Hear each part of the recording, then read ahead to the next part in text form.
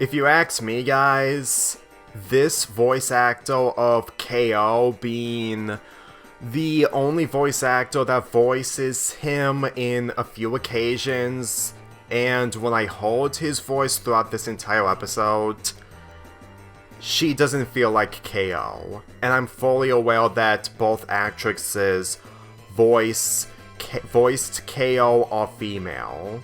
And truthfully, I just prefer the main voice actor voicing KO, because even though that this didn't ruin the episode for me when it comes to criticizing voice actors, it still feels distracting. In this episode, KO eats some kind of candy that makes him a giant, and he thinks it will give him the advantage on helping people out, but at the same time, it does the opposite.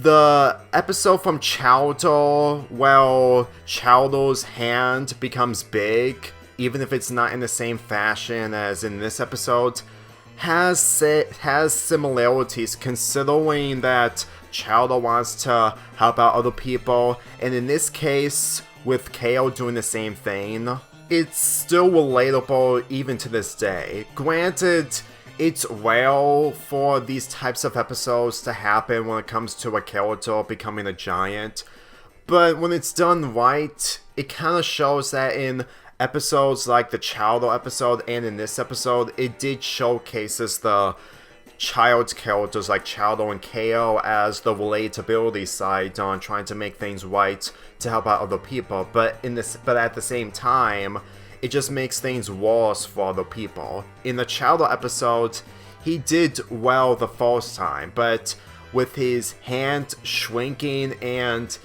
his hand grew back, it got worse. And since KO is not really good at making things right while being a giant, truth be told, it's probably going to be a lot more complicated to think of how he's going to handle on two serious scenarios. Granted, he may be successful on beating Lord Boxman's robots, but when it comes to saving people without any of those, it's either saving people from a burning building that they're trapped inside so that he can rescue him or her, but at the same time, it's not enough to basically what he's been doing throughout the majority of the episode, since that he's too big enough to work at the bodega. Enid and Rad figure out the solution to turn KO back to normal.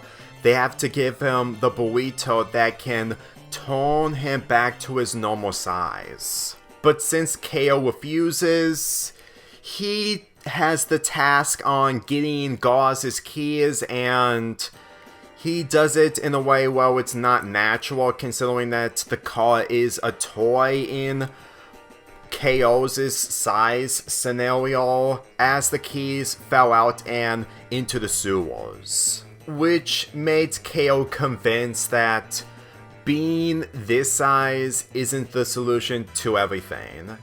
Even though that we never got to see KO face off Lord Boxman's robots, I'm gonna be honest with you, I'm pretty sure that Lord Boxman will find a scenario on humiliating KO by making his robots hit one of his fingers or toes.